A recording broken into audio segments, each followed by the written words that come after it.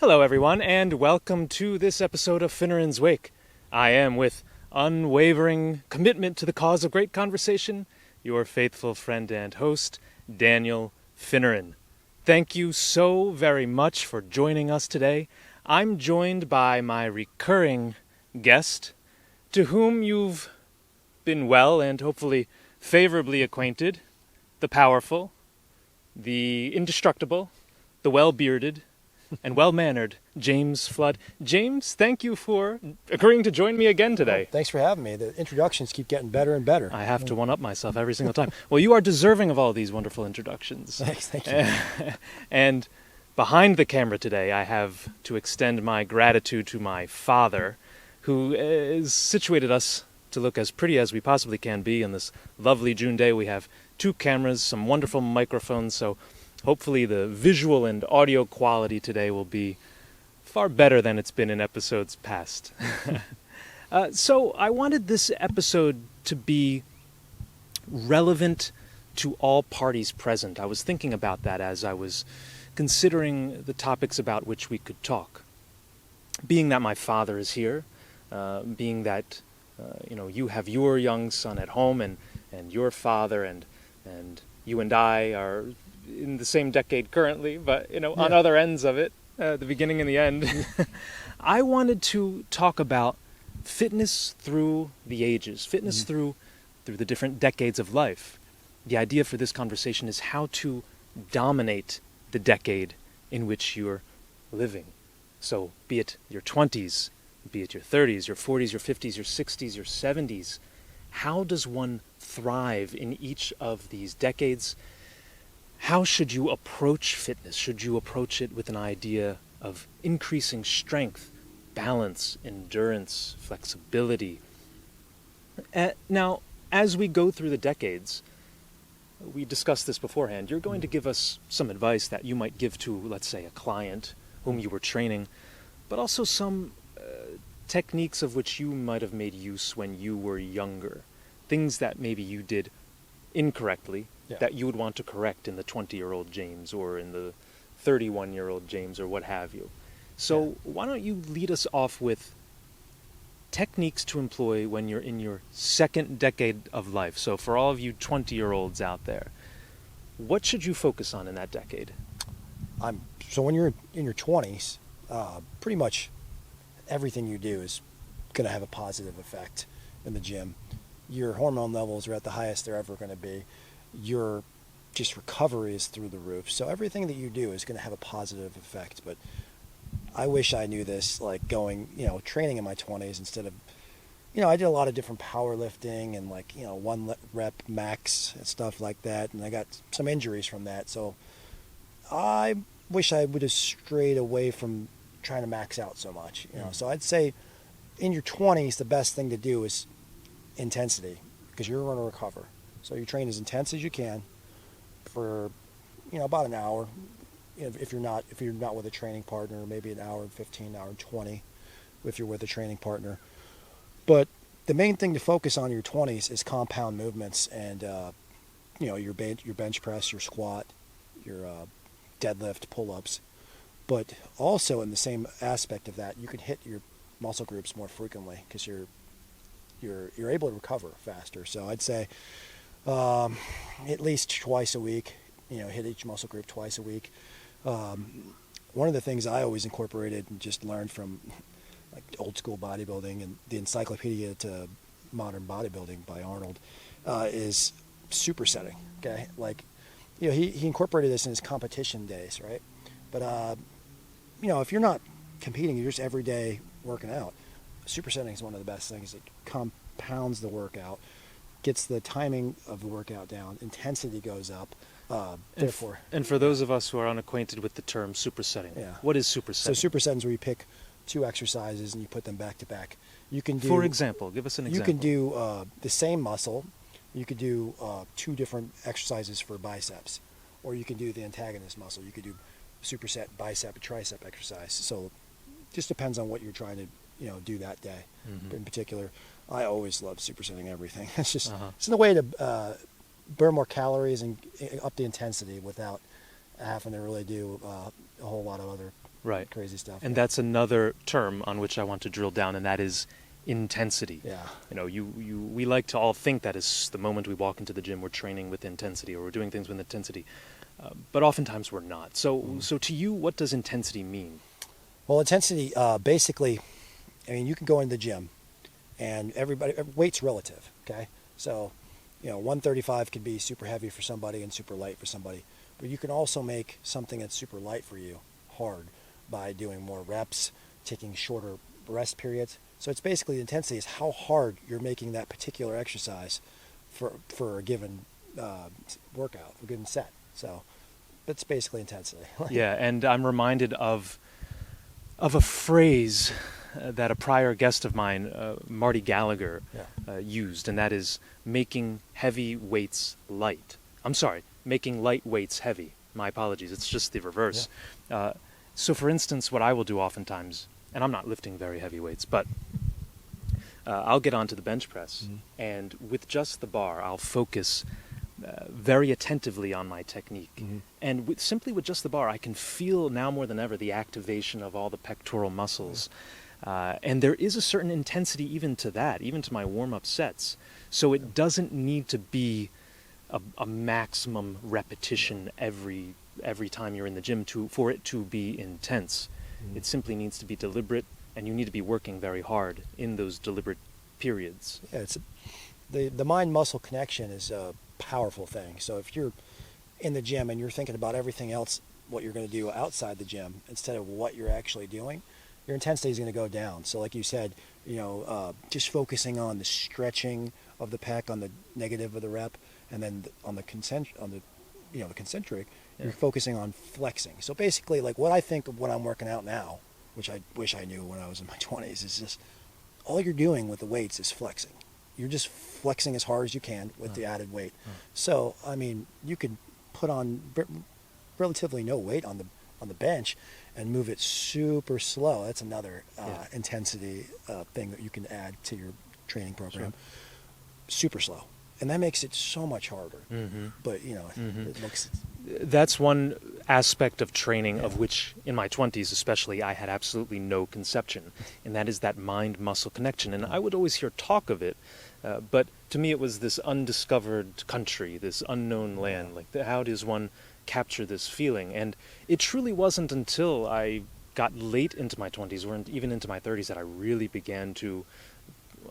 I don't think you ever master that mind-muscle connection, but I came to a closer expertise of it. I came... Some days better than not. Yeah, you're absolutely right. And it does take a different level of focus, of cognitive effort, to be able to attain that mind-muscle connection.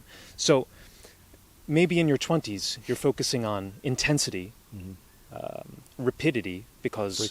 Frequency, I should say, because you don't need as much time between sessions to recover. Your recovery period is shorter because you're in such an anabolic period of your life, and it's just a prime time for muscle building and for recovery.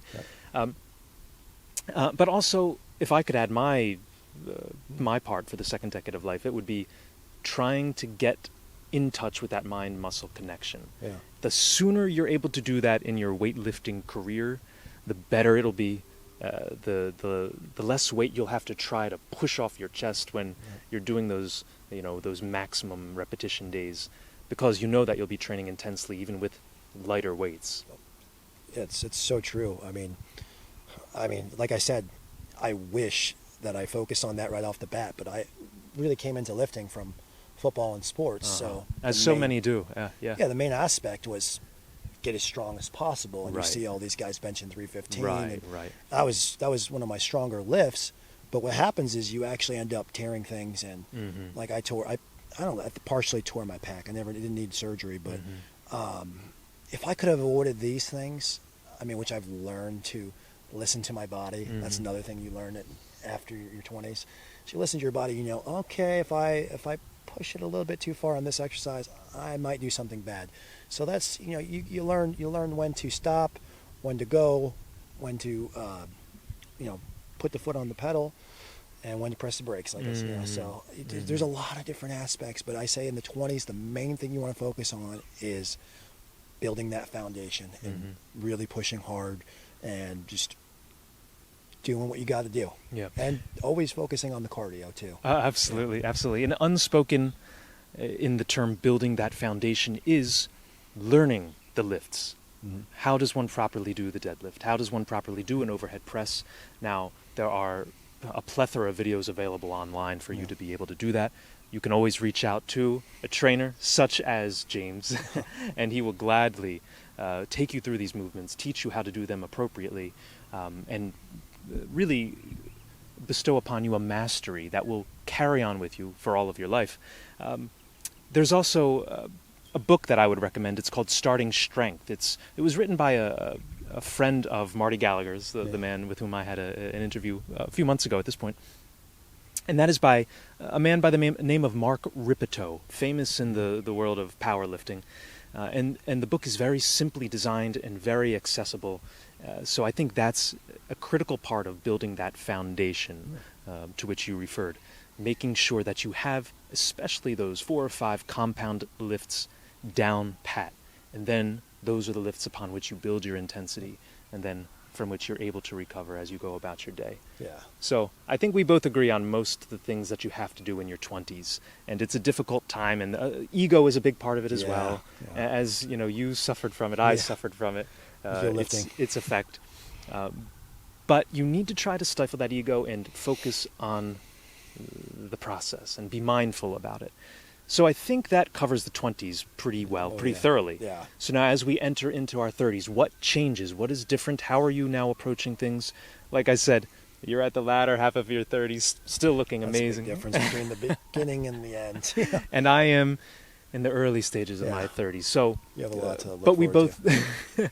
but we train very similarly. Yeah. So how as you've gone across this decade, how has your approach to training changed, and how would you recommend those of us in our 30s approach our training? So in your 20s, most of you, if you played some kind of recreational sports in high school, they made you stretch, they made you do your cardiovascular exercises, and you're pretty limber and nimble.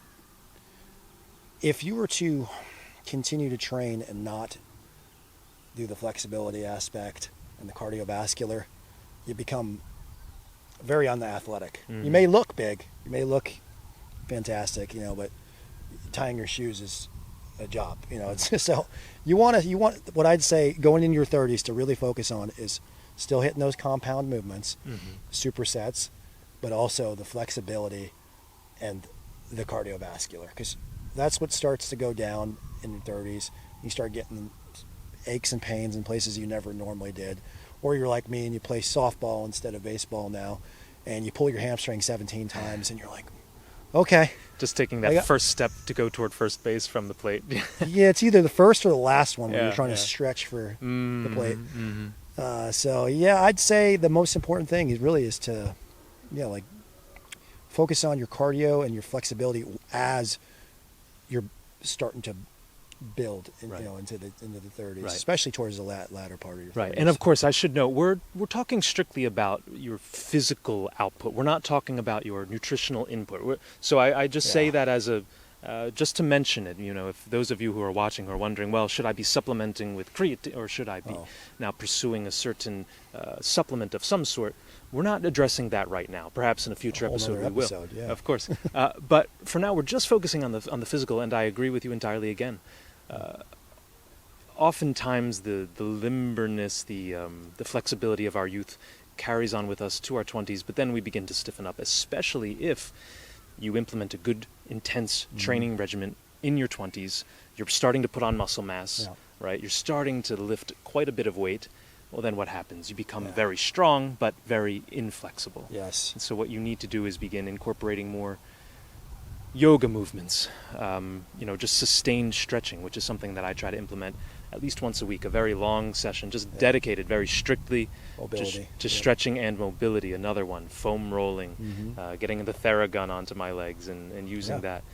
All that outside recovery stuff like ice baths and cold showers and saunas, it's a lot more important, in your 30s. In your 20s, you're like, whatever, you go out there and train the next day and you're fine, but in your 30s, you really got to be more thoughtful and mindful about the recovery, because the next day you go into the gym, if you tweak something, it's not going to be as Now you still are in an anabolic phase of your Definitely. life, and by that I just mean you're in a stage of life that is more conducive to the growth of good muscle. Right? Protein synthesis will be kind of revved up still.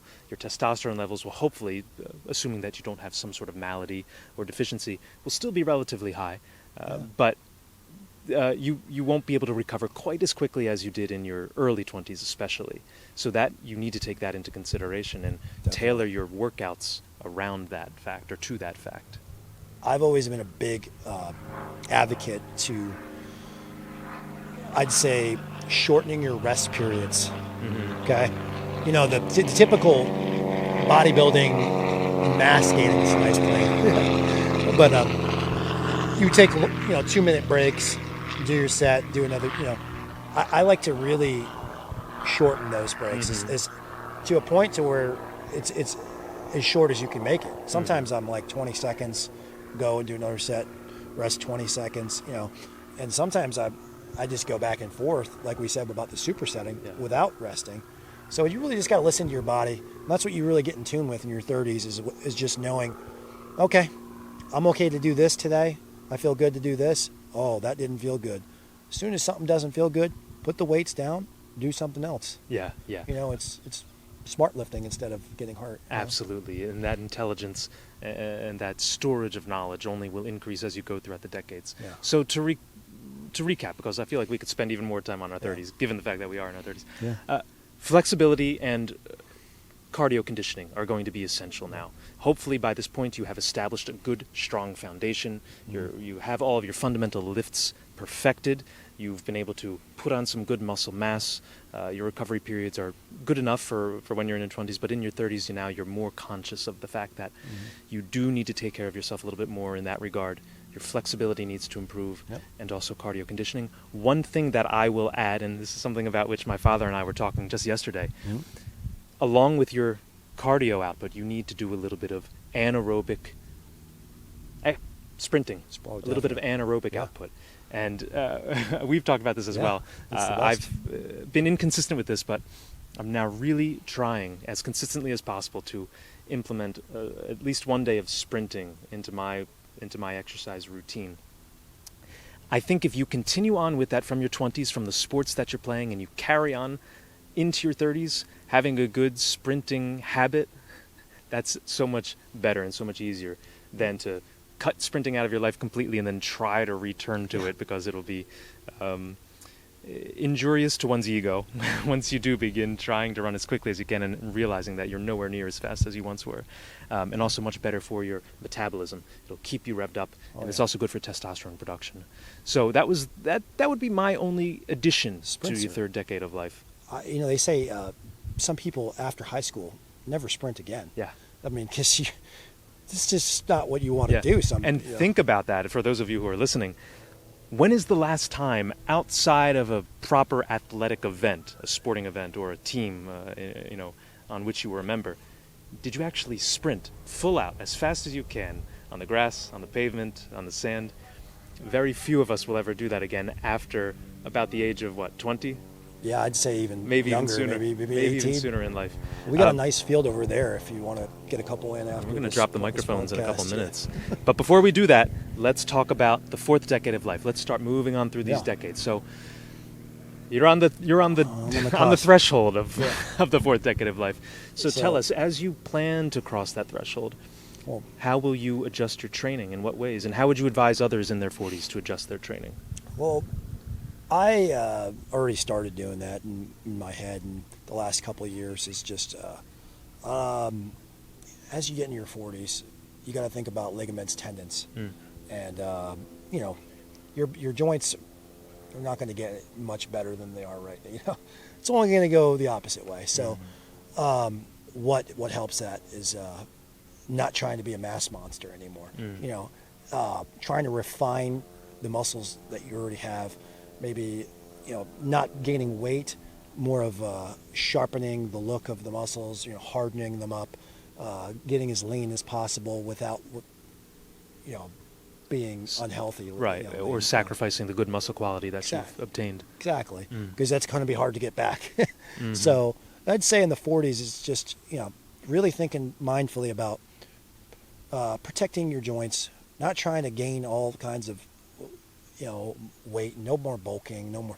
I never really was too big into bulking and cutting and doing all, I did some bodybuilding shows, but I didn't like fluctuating too much, and I did a couple times. I'm not going to lie, I did a couple times, but it felt very unhealthy. It felt just not good for your body. So I like to stay in the same, 5 pound difference year round now. So and now, aside from focusing on your flexibility, is there anything else that you will do specifically to protect your joints? Like, what does that mean exactly, protecting one's joints? Yeah, like the flexibility, the mobility is keeping the muscles as strong as possible as we age is going to protect your joints. So like people, I've trained clients all the way up to their, I had a guy who was 99.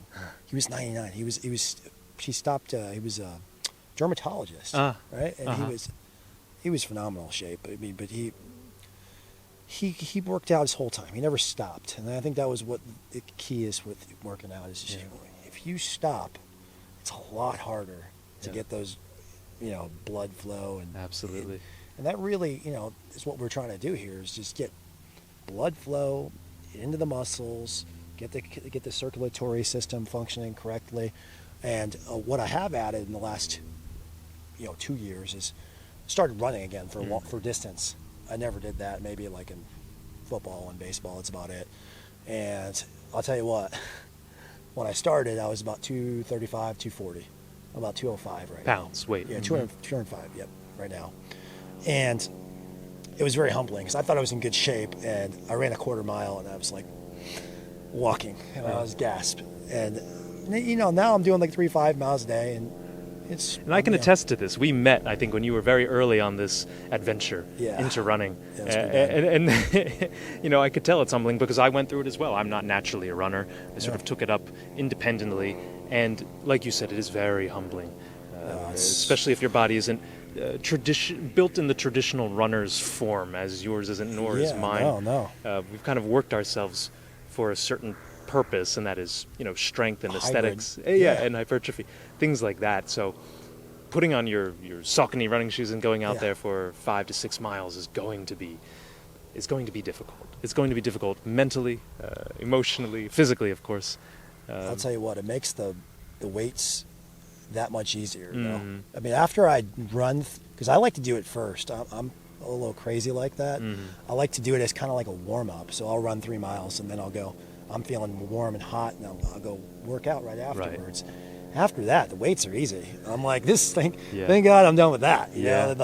But what I have noticed from adding that in is I get a pump much easier, and I can go a lot quicker in the workouts. Right. And I think there's something more to that, more to be said than simply the physical aspect, and that is the motivational part. Yeah. Right. So you're adding in something at which you're not historically very good running, nor am I, but now it's a new challenge.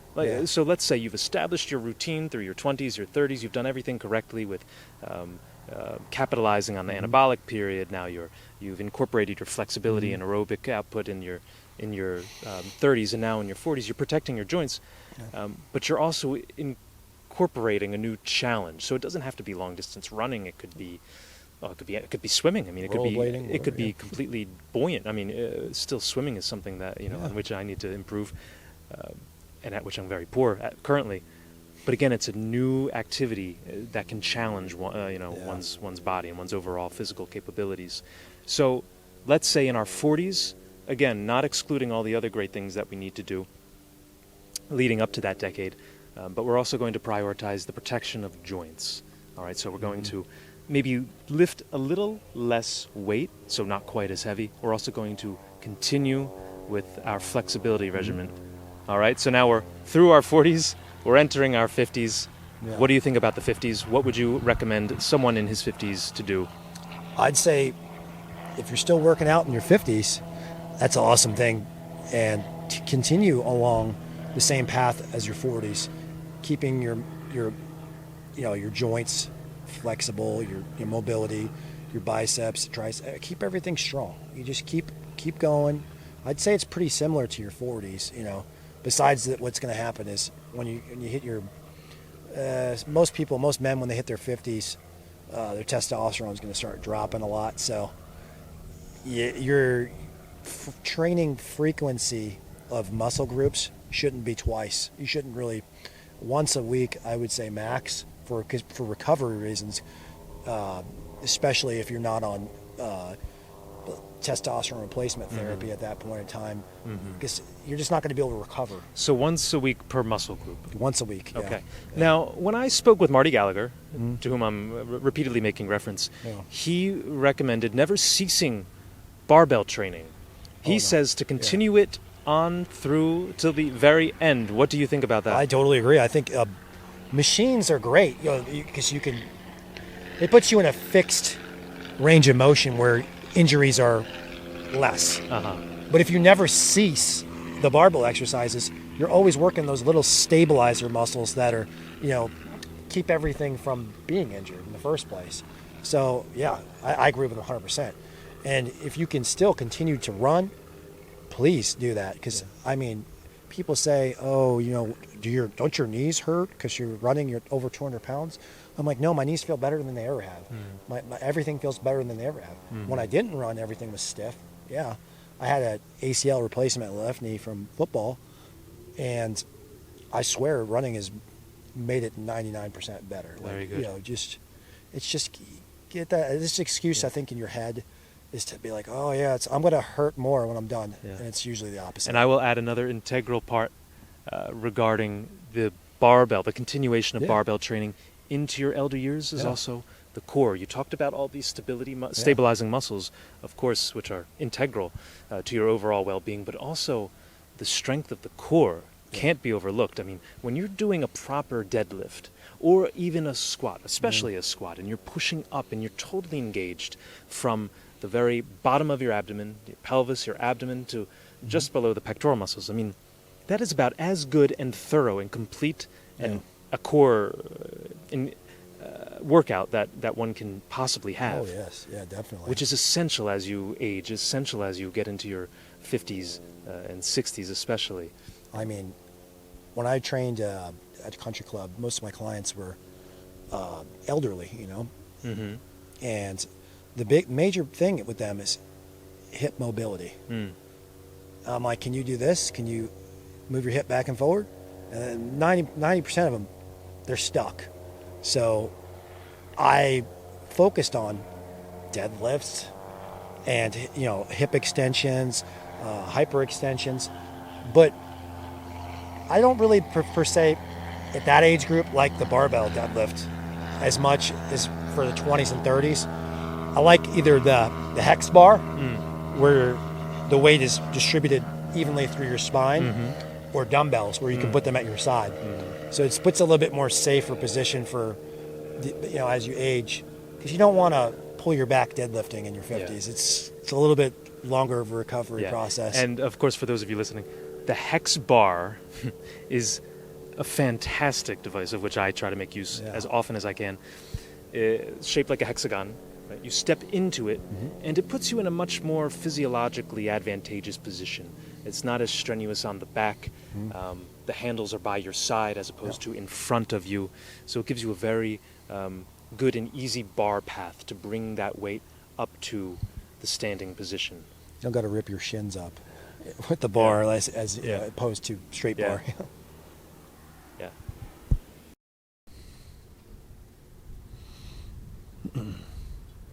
So upon the discovery of that hex bar, I've never gone back. I love to use it. Occasionally, I will go back to the proper barbell, sort of as a allegiance to the past and to the purity of the lift. But the hex bar really is a game changer. So I'm going to transition.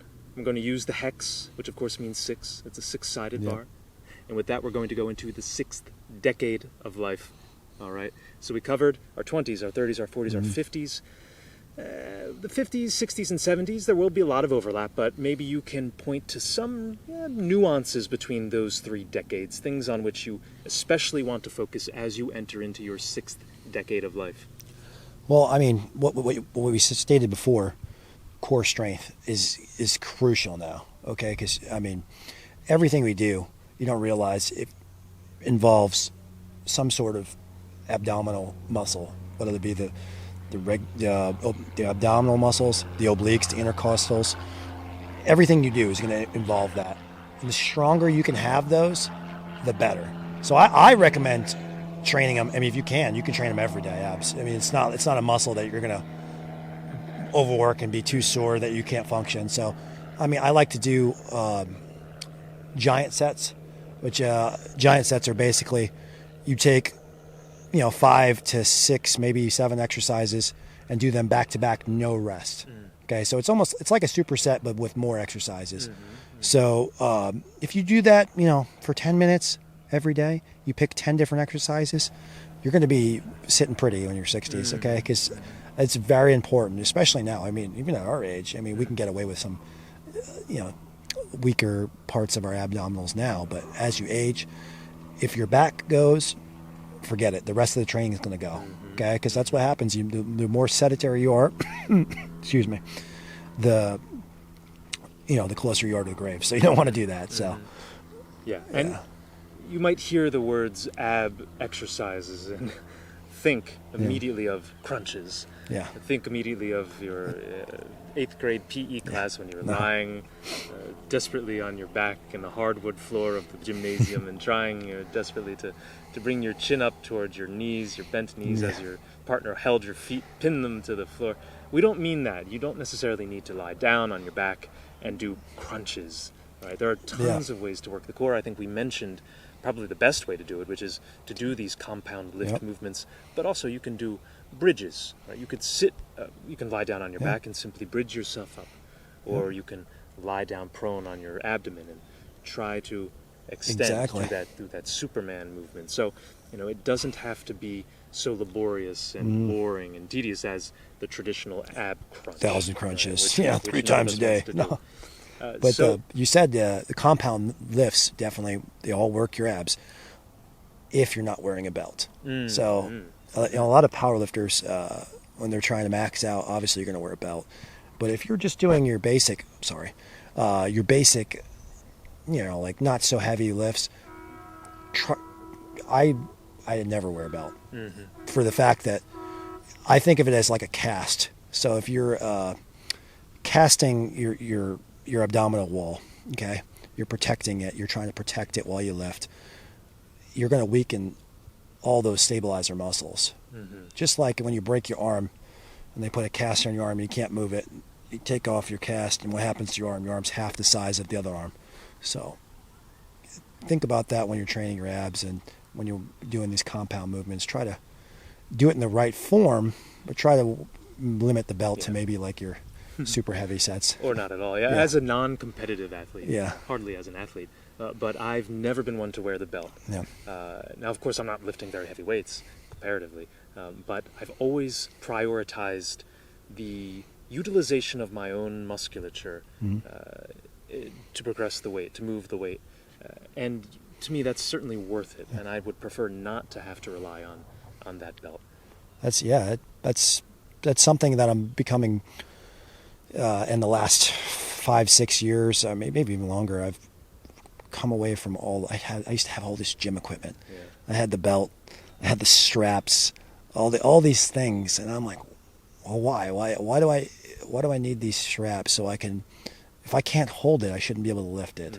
So that's the way I think now. So my forearms and my grip strength have gotten tremendously stronger because of that reason. I'm glad you mentioned that, which is a great indicator of general health and longevity. Grip strength. Yeah, that's true. Grip strength. It's one of those things that is often overlooked. That, as well as how quickly one can rise from the floor. How quickly can you get up from a position in which you might find yourself after a fall, or after getting up in the morning from bed. That and grip strength are indicative of general well-being. Kind of strange things that you again would easily overlook, but are vitally important. Oh, I agree totally. So we want to, as much as you can, subdue the ego as you enter your 50s and 60s, No more let go maxing. of that belt, take it off, let go of those straps, and really focus on using your grip strength, Yep. using your core, continuing on with these compound exercises, and really keeping that habit and keeping the momentum going forward. So as we go forward, we're now knocking on the doorstep of our 7th decade of life. We're entering our 70s. What would you suggest that we do? Well, in our 70s, I would say definitely 100% is include as much strength training as possible, because your body's not going to want to hold on to muscle anymore. It's you're going backwards. It's gonna be hard to maintain the body weight you had in your 40s even. So as much compound movements with as much intensity as your body allows. So this goes back to the listening to your body. Okay, there's good pain, bad pain. I've learned that through the decades, and you could tell when something's about to go wrong. Usually a couple reps before I would be like, yeah, let's just push through that, see what happens. Now you get to those 3 or 4 last couple reps, and you're like, that's enough. Yeah. Okay, so that's what you really need to do in your 70s, is really know when to put the weight down. Yeah. Okay, but also still do it. Still keep doing the. Don't change the exercises. Maybe change the range of motion in some of them. I wouldn't recommend, like I said, straight bar deadlifting in your 70s. So hex bar, 1,000%. Dumbbells, 1,000%. Hyperextensions, yes.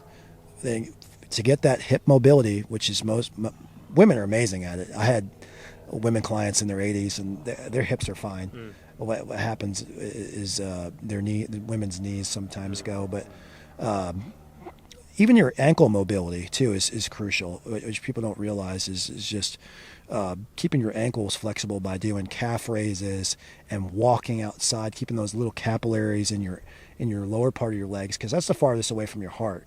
And as we age, we want to keep those leg veins as healthy as possible, because you see people all the time with swollen limbs, swollen feet, swollen ankles, and that's a blood flow issue. And you're talking in very close proximity to the one word that I haven't yet heard, but you're very, very close to it, and that is balance. And you're absolutely right.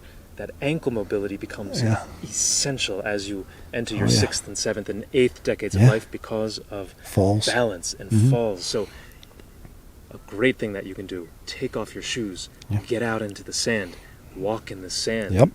Do your exercises, whether it be Tai Chi or Pilates or even light cardio. Here in Florida, I see older men and some older women as well, jogging barefoot, very slowly jogging, but still, it's a wonderful thing. And you're in the sun, in the sand, with the sweat, and using all those intrinsic foot muscles that are often, unutilized when they're stuffed into shoes and high heels and flip-flops. Now they're free. Now they're able to respond to the vagaries of the sand, to establish good balance with every single step, and to heighten their sensitivity. You were right. Ankle mobility is essential, but I'll add on to that balance. So balance with ankle mobility, foot flexibility. Foot flexibility, yes. It's key. We can do a whole episode on that. We shall. So we'll say that maybe as you approach the 70s, the 80s, the 90s, fundamental to your fitness should be, continuing your fitness, never stopping, but also maintaining a very good, strong core and excellent balance. Excellent balance. Key. Definitely. Yeah. I agree.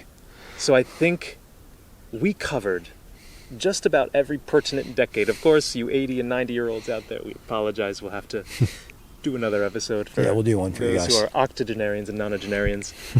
To recap very quickly, in your 20s, a decade to which we both bid adieu. You just look at the weights and grow. You just want to look at the weights and grow, all right? This is a very anabolic stage. You want to ensure that your technique is exquisite. You want to lay the good foundation, ensure that your compound lifts are proper. You're doing them properly. And do them with intensity. Do them with great intensity. You enter your 30s. Now we're focusing a little bit more on flexibility and cardio. Mind-muscle connection. Mind-muscle connection should at this point be established. If it's not, you need to go to remedial classes Call James. He will assist you with that. We then enter our 40s, joint protection. All right. That doesn't mean you cannot run for distance. You likely should run for distance, or at least short distances. Yeah. And that won't sacrifice your joints, and it will be a good thing for your cardio fitness overall. Entering our 50s, 60s, and 70s, we're working and focusing on core and balance. And keeping as much muscle mass as possible. And substituting, if you can, the hex bar Yeah. for the traditional barbell. Maintaining that muscle mass, ensuring that we're consuming at least a gram of protein per body weight. Oh, yeah. And that's especially important as you enter these more advanced stages of life. So I think that was extremely comprehensive, very enlightening, for which I have to thank you, James. You provided Thanks for having an me. excellent amount of Yeah. content and information to everybody. Of course, you're always welcome here on Finneran's Way. You're becoming an integral part of Finneran's Way. Nice. I like it. So, if you, dear listener, have any comments, any suggestions, or any questions about these matters on which we expanded today, please feel free to email me personally, and I could always share my email with James. So you'll be reaching out to either one of us, or you can comment below in the section that is for that purpose, and we will absolutely return with an appropriate response promptly. So before any more planes fly overhead, we're going to bid you farewell. This is James Flood. I am, of course, Daniel Finneran. Thank you so very much for joining us today, and stay tuned for more content. Thank you again.